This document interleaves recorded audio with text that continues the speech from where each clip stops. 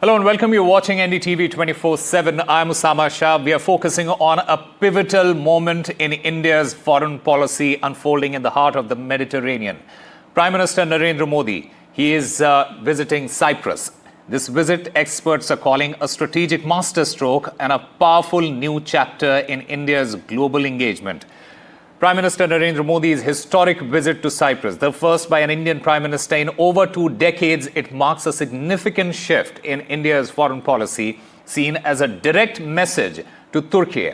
With Turkey backing Pakistan on the Kashmir issue, India is subtly countering this by strengthening its ties with Cyprus. India has unequivocally stated its support for a united Cyprus. In fact, beyond its strategic implications, this visit holds substantial symbolic and economic importance as well. Cyprus, it is a major foreign investor in India, pouring billions in sectors like technology, shipping and energy, further bolstered by a defense agreement which was signed just last year. Now, the vibrant people-to-people connections, it is also evident with over 14,000 Indians residing in Cyprus, working, studying and celebrating their culture. In fact, the timing of this visit is also quite critical. Cyprus is slated to assume the EU presidency in 2026, which perfectly aligns with India's ongoing efforts to finalize a free trade agreement with Europe. Additionally, Cyprus, it is also a steadfast supporter of India's bid for a permanent seat at the UN Security Council. Ultimately, Prime Minister Modi's visit to Cyprus, it is not just about enhancing bilateral relations, it is also about bolstering India's global leverage, navigating complex geopolitical challenges, and also contributing to the vision of Viksit Bharat 2047. In fact, my colleague Mohammad Ghazali joins us to take us through the latest. Ghazali, how does the Prime Minister's visit to Cyprus, it aligns with India's broader strategy when you talk about Eastern Mediterranean?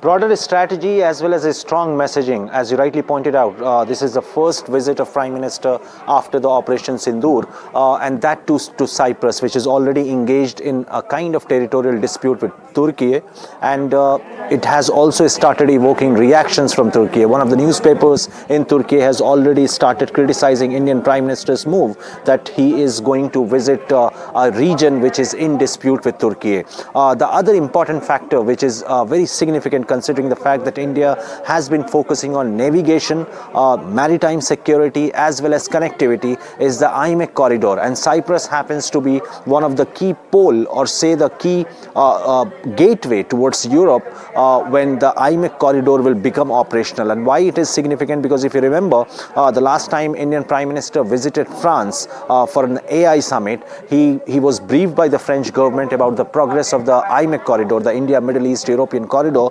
and Greece as well as Cyprus happens to be the one of the key points or connectivity points when the IMEC corridor will become operational. So that is this entire project of IMEC has got stalled due to the developments in Middle East, due to the October 7 attack in 2023 when Hamas attacked Israel, and the progress of this entire project is very significant considering the fact that India is looking for alternative routes to reach out to the Mediterranean and towards the European region for its market as well as for investment. Cyprus also happens to be a country which has been backing India on multiple global forums, as you rightly pointed out, for a seat of UNSG in United Nations, as well as it has also backed India when it comes to the issue of Kashmir on global forums. This will certainly give a kind of heartburn to the country of Turkey, which backed Pakistan when the Operation Sindoor was on, and India has been cancelling multiple contracts of Turkish company in India, that also sending out a strong message that anybody who backs terror will not get support from India. Ghazali, also give us a sense of, are there any sort of plans for joint initiatives or projects between the two countries here? Yeah, certainly, because when Indian Prime Minister is visiting there, so 2 or 3 say that MOUs will certainly be signed when it comes to investment, particularly in defense cooperation. Also, avenues will be explored when it comes to investment in Cyprus, as well as inviting the Cyprus business leaders to India, which Prime Minister focuses when during his foreign visit. So, in the schedule, it's mentioned that though the top leadership of Cyprus will meet the Prime Minister, there is also an event which is scheduled where Prime Minister is expected to meet the business leaders of Cyprus, and perhaps he'll also invite them to invest in India. And this is an outreach initiative by the Prime Minister, reaching out directly to the investors in these countries. And in this particular tenure of Prime Minister since 2024, you'd have seen that Prime Minister has gone to certain countries where no other Prime Minister has visited in the past. Though in Cyprus, it's after 23 years that an Indian Prime Minister is visiting. You would have heard the name of Brunei, an African country where Prime Minister visited there for the first time. So it is also a kind of foreign policy initiative which Prime Minister holds it close to its heart, to its policy, that he is reaching out to Cyprus immediately after Operation Sindoor. One, sending out a message to Turkey for supporting Pakistan that it will be isolated, and also developing and fostering new relations in the European region. All right, Mohammad Ghazali, thank you very much for getting us all the latest. In fact, I'm also currently joined by Mr. D.P. Srivastav. He's the former Indian ambassador to Iran. I'm also joined by Dr. James Dorsey, journalist and Middle East expert, adjunct senior fellow at Nanyang Technological Universities here. In fact, Ambassador Srivastav, give us a sense of the strategic implications of this particular visit. How do you assess the strategic implications and the significance of Prime Minister Modi's visit, particularly in the context of India's relationship with Turkey? Let me put it in historical perspective. Cyprus was one of the, along with India, a member of the NAM, non-aligned movement. So we have a relationship which goes back about 6 decades. Cyprus was a victim of Turkish invasion, which hived off one part of the country and has supported a government which does not have international recognition. So in many senses, Cyprus has suffered a similar fate which we have. Cyprus has also joined European Union, and it being a country in the Mediterranean, and I had the privilege of serving as India's ambassador to 2 Mediterranean countries, Libya and Malta. Cyprus has a role in case India wants to play a role in the Mediterranean. Dr. Dorsey, I want to understand from you, what message exactly do you think India is trying to convey to Turkey through this particular visit, and how do you think Turkey might respond to this? Well, let me first of all say that I'm a little bit less breathless about the importance and the significance of this visit. It's clearly a significant visit, particularly given that Cyprus is going to be the head of the European Union for 6 months in 2026. It's important indeed in terms of connectivity. Most of the funds that come out of Cyprus or invested out of Cyprus are not Cypriot funds. Cyprus serves as a funnel. I think the other thing to keep in mind, the ambassador is absolutely correct that there's a long-standing relationship, but beyond the sort of advantages that I just mentioned that Cyprus has, Turkey has much more and is a much more important country. So clearly, the Prime Minister wants to send a message to Turkey because of Turkey's relationship with Pakistan, which is a very long-standing relationship. There's a lot of ideological and other common things that they have in common. In addition to which, there's an advantage that the prime minister can exploit if he wishes, and that is Turkey looks to expand its relations in Asia, and it's a key part of its foreign policy. And for Turkey, of course, Iran is an incredibly India is an incredibly important market. So I think that's what the context in which you need to look at the messaging that the prime minister is trying to put across. Dr. Dorsey, speaking about the regional dynamics here, what are the potential implications that we are looking at? And especially, how does this particular visit fit into India's broader strategy when you speak about Eastern Mediterranean now? Well, I mean, clearly, India wants to have relations with all Mediterranean countries, and Cyprus is one of those. It's not the most important, but it does have a strategic location in the Eastern Mediterranean, very close to the Middle East. It's very close to Greece, and of course, there are the issues with Turkey. Let me just note one thing in response to something that was said earlier. As a matter of principle, despite the fact that Turkey invaded Cyprus in 1974 and has recognized a unilateral Turkish Cypriot declaration of independence, Turkey is not fundamentally opposed to a reunification of Cyprus. The issue is not reunification itself, but on what terms that reunification may take place. Ambassador Srivastav, are there any sort of potential areas of cooperation or tension between India and the other regional players there? And I want to point out to countries like Greece as well as Israel. Let me just take you back a few years. There has been a tense standoff amongst the countries surrounding of the Mediterranean region. On one side was Turkey, which was laying a disproportionate claim to the Mediterranean, resources and declaring it as part of its extended maritime zone. On the other side, there were a whole range of countries ranging from Israel to Egypt and Libya, which opposed it. And at stake was the fact that both Egypt and Israel have discovered offshore gas, and exploitation of gas essentially depends on access to markets and pipelines. So if Turkish claim, an exaggerated claim, based on the fact that, there are a string of islands nearby, which they claim, to have to be part of Turkey.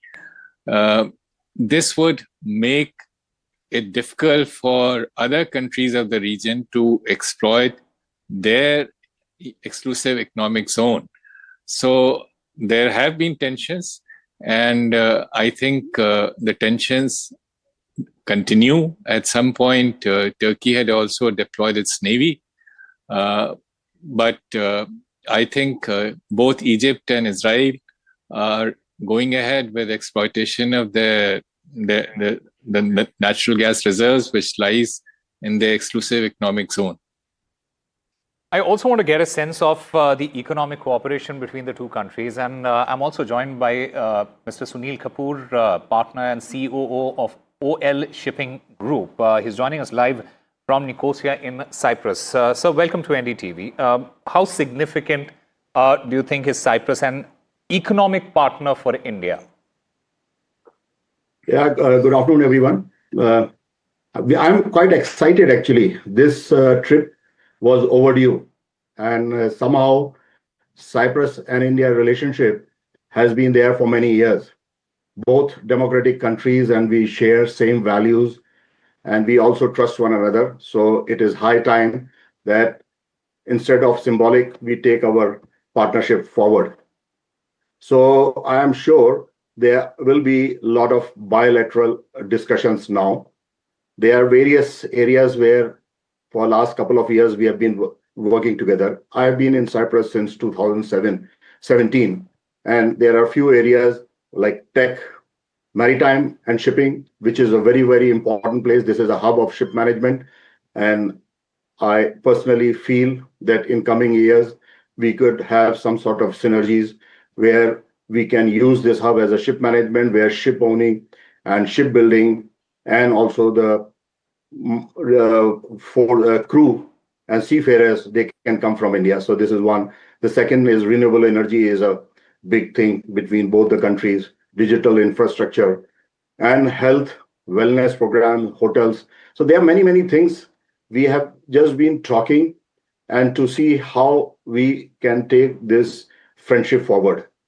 There were discussions, there were bilateral discussions, meeting from Cyprus and also, but there is a renewed energy in, I can say, last 3-4 years, where there is a commitment by the new president who took the presidentship 2 years back and with the Indian government. So I realized that something is going to happen very soon.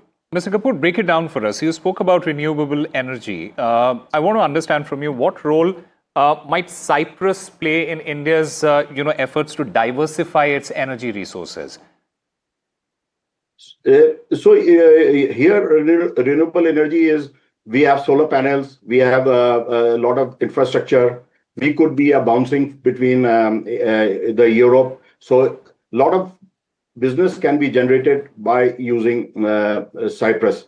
And same way, Cyprus can use India going to various businesses in not only India, but in Asia. So these are the two factors which I feel that we could, use this mutual friendship where we can get some sort of a support in one another.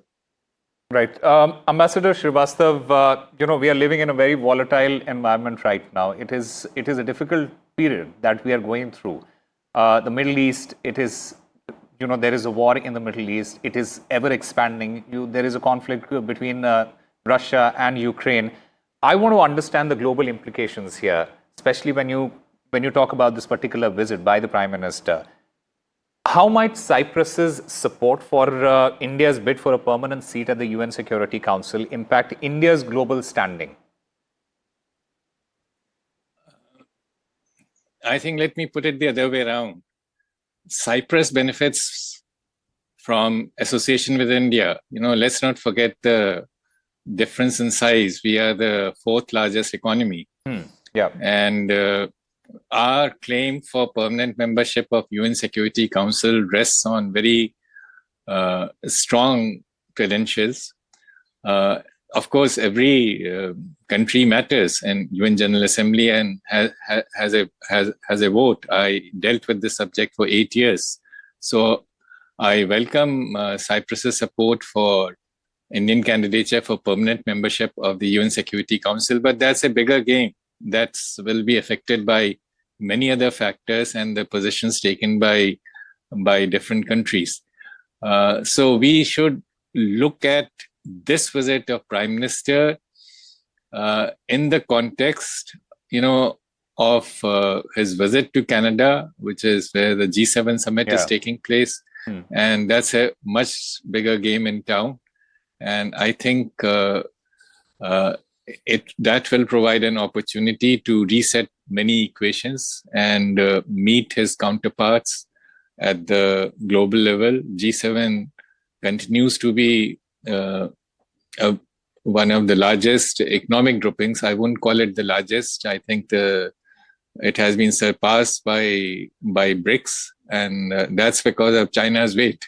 But G7 continues to be very, very important. So Prime Minister's visit, this visit, which provides an occasion to meet not only the rich and powerful, which are represented by G7, but also our historic friends like Cyprus and Croatia, is a very welcome and very thoughtful move. And it speaks volumes about the consideration and the energy which our Prime Minister has shown, that he has visited, he visits all countries which have relations with India. Right. When you also particularly speak about the context of the proposed free trade agreement with the European Union, Dr. Dorsey, how might this visit impact India's relationship with other European countries in this particular context? Well, obviously, the G7 is the key, is the crucial part of this visit, and he's going to be meeting in Canada with European leaders. So, in that sense, it's important. It's one more opportunity to exchange views and to try and advance relations, including issues such as the free trade agreement. I have no doubt that that is something that certainly in the bilateral discussions is going to come up in the bilateral discussions with European leaders. All right, gentlemen, thank you very much for joining us on the broadcast and sharing your views on this. It is indeed a very, very crucial visit by the Prime Minister, not just to Cyprus, but as you all mentioned, for the G7 summit as well.